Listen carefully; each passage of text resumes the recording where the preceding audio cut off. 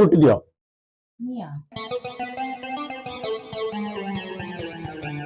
ଡାଲମାଟା ମସ୍ତ ହେଇଛି।